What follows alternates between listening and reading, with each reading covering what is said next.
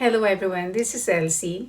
Today in this video, I'm gonna be sharing tips and things we need to know and remember when traveling an international flight.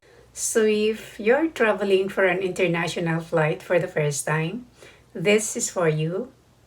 And if you're traveling alone as well for an international flight, this is as well for you.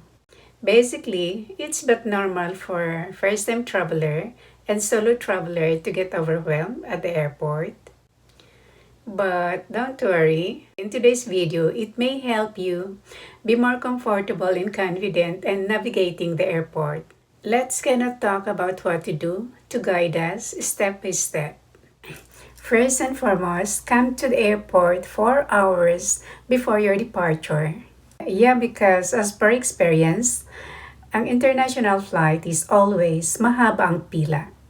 So, it's always best to come early para if you're gonna be encountering some problems, there will be always enough time for you to fix it at hindi tayo magagahol sa oras. So, once at the airport, find our airlines and enter.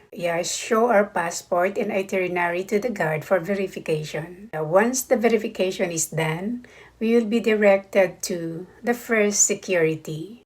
This is the way to check if may mga dala tayong mga prohibited items sa ating mga bagahe. So again, it's always best to know what are the things that we should put into our luggages para iwas abala. And like in my case, I forgot to remove the battery of my blood pressure monitor and thermometer. So, ang nangyari is, kinakailangan kong buksan ulit ang mga bags ko para kunin yung mga battery, ilagay sa carry-on ko. So, abala pa rin. Yes, so after we're done from the first security, follow the line towards the check-in counter. Be ready with all the needed travel documents to be shown to the check-in counter personnel. So always remember to be anxious and attentive while on the line for check-in because personnel will be distributing forms for us to fill out. So it's always wise to bring with us ball pens when traveling because indeed, we have a lot of forms to fill out at the airport. So, we now fill out the departure card. This is given to us while we're on the line for check-in. So, it's best for us to fill it out as soon as we receive them para nakahanda na pagdating natin sa immigration counter. Using the information about our flight and date of arrival indicated on our boarding pass, our passport number, and other personal information. So once we are at the check-in counter, we show our passport, ID, visa if required by our country of destination, itinerary, and other documents in observance with COVID-19. And if we are yet to pay for our travel tax, the check-in counter personnel will hold our documents and advise us to go to the travel tax counter to pay our travel tax.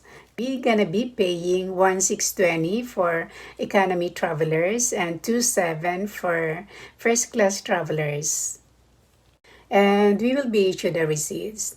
But for those who are exempted for paying the travel tax, like U.S. citizens and immigrants, they only need to get a travel tax exemption certification. So once we're done paying our travel tax, we go back to the check-in counter personnel and show our receipts and tax exemption certificate, and we will be issued our boarding pass. We are now done to the check-in counter, so we may now proceed to the immigration. Sa immigration, i-check ng officer ang lahat ng travel documents na dala mo, including yung departure card. Some questions may be asked from the immigration like, who are you traveling with? How many days are you staying? Or like, do you have a return ticket? Yeah, at the immigration, some questions will be asked and make it sure that be very honest in answering said questions. And then after you pass the immigration, you can now proceed to the final security. Sa final security naman, mas maganda kung organized ka. Like sa isang tray, nandun ang jacket, ang small bag, ang shoes, at sa isang tray, lahat ng laptop, cellphone, mga jewelries. Yeah. At mas maganda rin pag ang mga shoes natin, mga jacket natin, yung mga madaling maalis. At madaling isuot. Ayan. Yeah, after we're done with the final security, pwede na tayong pumunta sa gate natin.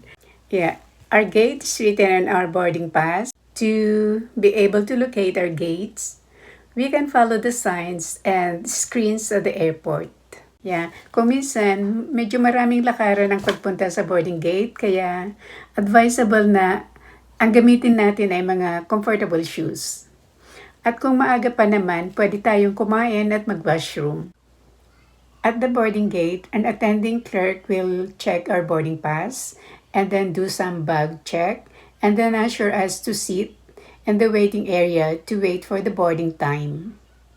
Yeah, boarding is by groups, so we have to wait for our group to be announced for boarding. Yeah, while waiting for boarding, we need to listen to announcement. We need to follow instructions from airlines on their boarding procedures. Sa pag-board naman sa plane, ang ating ipapakita ay passport at boarding pass para ma-verify and then pwede na tayong pumasok. After boarding, make sure to listen to instructions from the flight attendants or the cabin crew. Yes, pag nasa loob na tayo ng plane, makinig muna tayo sa safety demo from the flight attendants. And then after that, fasten our seat belts and then prepare for takeoff. Yes, so upon arrival of your country of destination, proceed to the immigration counter. There would be another interview process.